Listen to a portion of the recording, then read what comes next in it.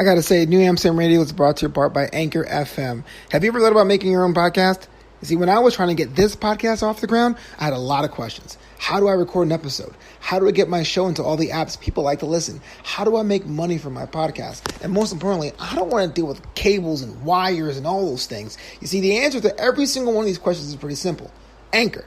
Anchor is the one-stop shop for recording, hosting, and distributing your podcast. And best of all, it's 100% free and ridiculously easy to use. And you can use your phone, which is pretty awesome. Now, Anchor can match you with great sponsors who want to advertise on your podcast. That means you can get paid to podcast right away. In fact, that's what I'm doing right now by reading this ad.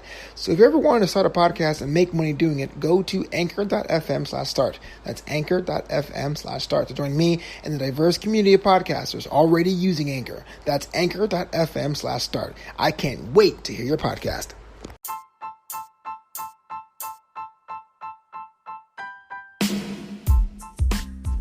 How is everyone doing out there in the world, in the galaxy, in the universe?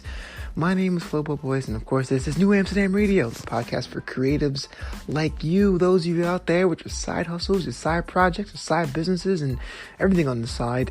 And how can you take what's going on in the world around you, contextualize that for your own personal creative endeavors? Powered by newamsterdam.com. That's where all the episodes of this podcast is available. And this guy, I'm available at flowbeato.com. Now, I always ask how everyone's doing, besides the obvious. How you doing? How you taking time off to watch and experience things that you weren't able to do?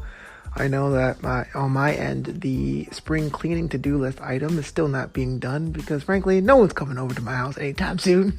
But I did get a chance to watch some movies and TV on Netflix that were on my list, on my queue. If you guys are familiar with my vlog series on YouTube called What's Up Flobo, I think the episode 54 that came out the day before of this recording actually goes through the list of shows I've watched. So check that out. It's pretty much a loose vibe. This is more about you and your business, while that show is more about me, what's going on in my life, and what have you. But yes, a lot of time in my hands, a lot of hands on my time, and trying to make the most of things. You know, I'm shifting completely into the digital space. I don't really have physical media anymore. So that's been kind of a fun journey for me personally. But I always love to hear what you're working on and what projects you're working on, you're creating, and reach out. I mean, we're all in this together. It's not like I am behind some barrier like the Wizard of Oz. But yeah, if you have a question, I'm on Twitter, @FloboVoice. Just say, hey, what's going on with my thing and how can I work on my thing? And I'll definitely reach out because we are all in this together.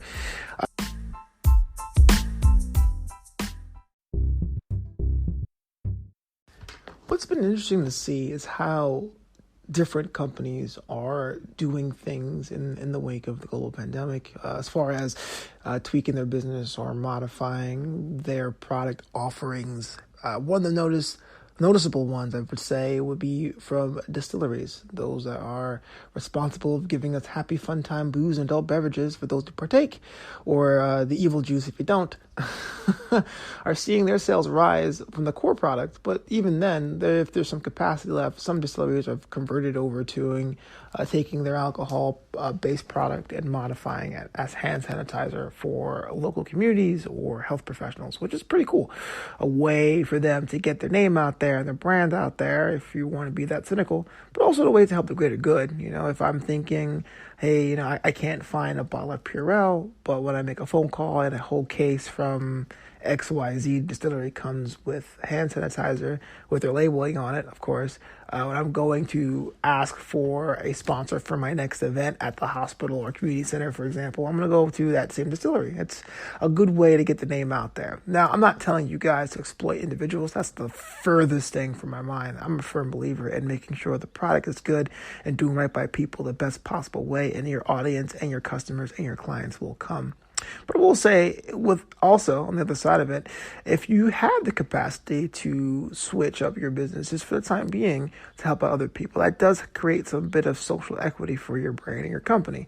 One of the most notable ways I'm seeing that is on Etsy. Etsy is a site where if you have handmade goods and crafts, you can upload, have people sell you can upload, people buy what you're selling.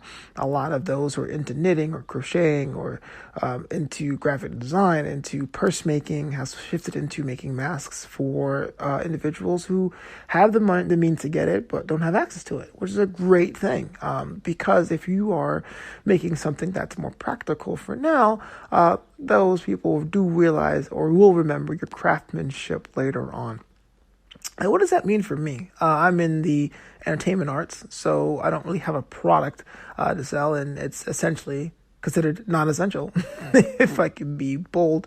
That little part of our industry is a little bit different. There are a lot of things that are done for moral spirit. As a DJ, a wedding DJ, it's been interesting to see how many club or battle DJs have gotten together on Instagram Live or Facebook Live or YouTube Live to have battles for whether it's for charity itself or the fact that it's on live free entertainment for us to buy in and to watch. As a comedian, I'm seeing the rise of virtual conferences and meetings, which that's the mechanic, but the delivery of it is, hey, look, come to this virtual comedy show. The benefits will go to support research, or the benefits will go into buying medical professionals things. It's a really cool thing about corporate citizenry that a lot of our smaller brands think first. We think about how can our product or service benefit others, right? How does Tom's Shoes do one for one? How does that clothing line that helps raise money for exploited youth or women or minority groups, how do we create products that serve them? So this is really just a natural extension of that. Whereas what you're offering now can be a really big pond, a really big scale issue, even though it could still have the same framework of what you want to deliver. And what I mean by that is, for example, let's say you live in Los Angeles, like I do, and you're a comic, like I am, and you decide to have a virtual comedy open mic, which I won't. Whereas you can do it for your own benefit, or you can say, hey, look, I will take this and donate it to a big national fund, which is always a good idea. You can say, hey, look, we can find a way to move this money, if I were to charge admission, something that can affect me on the local level. That's where you feel like your small amount can go further.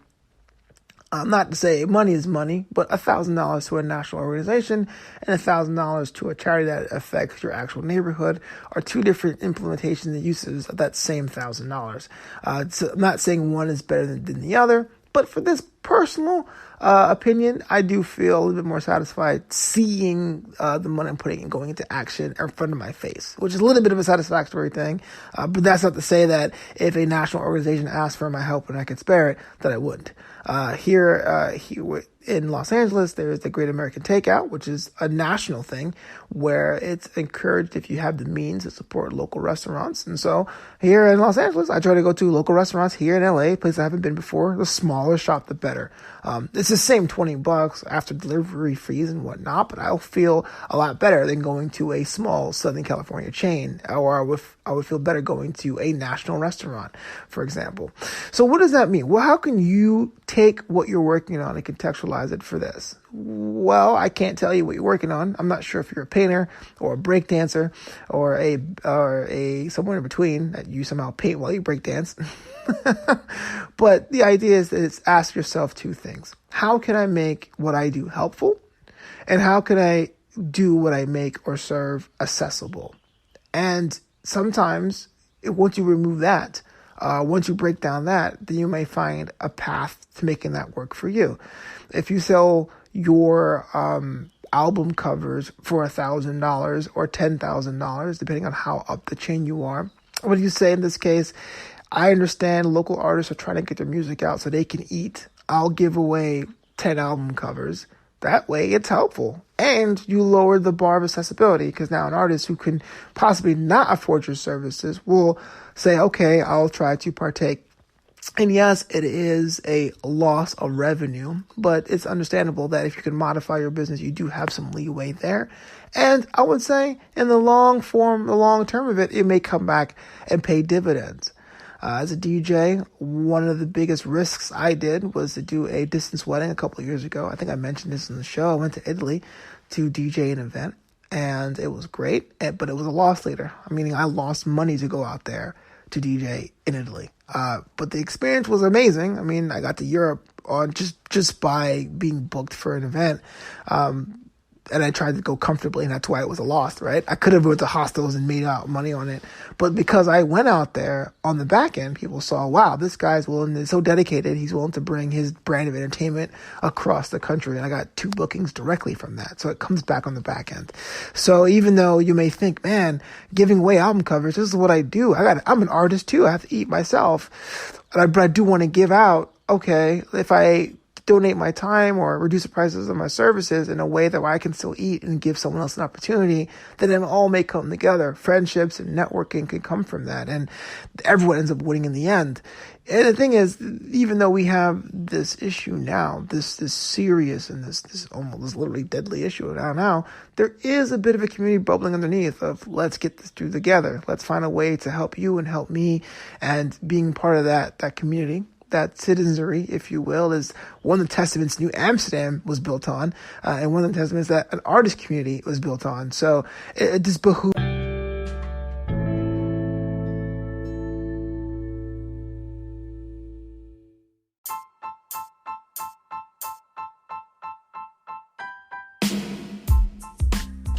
That's all the time we have for this edition of Knew Amsterdam Radio. Thank you so much for checking out this episode and all the other episodes. Listen, new content's coming every Thursday. I'm going to try really hard to make this a weekly show, but I need to know what you guys think about the new format. Think about the ideas. Is it helping? Is it helpful? Always important for you to let me know. If you're listening to this on YouTube, you can comment right down below. If you're iTunes, Spreaker, Spotify, Google Podcast kind of person, you can email me. Reach me out at Twitter at Flobo Boys, or Instagram at Flobito, or at Flobito.com. Good things are coming, man. Good things are coming for everyone. I feel it. I know it's rough right now, but things will change. Bad times do not last forever. Until next time, this city is yours.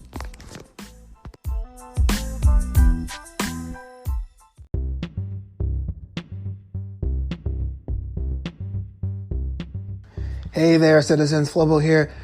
Besides being a DJ or MC and an all-around nice guy, I am a stand-up comedian first and foremost. In fact, my album, American for Now, is available wherever you get your music. We're talking Apple Music, we're talking iTunes, we're talking Spotify. American for Now is just a crazy take about one person's first-generation experience being in this country when it comes to taking your mom out to Memphis or serving jury duty and much, much more. The album was called American for Now, and it's by me, Flobo Boys. Comedy unfiltered.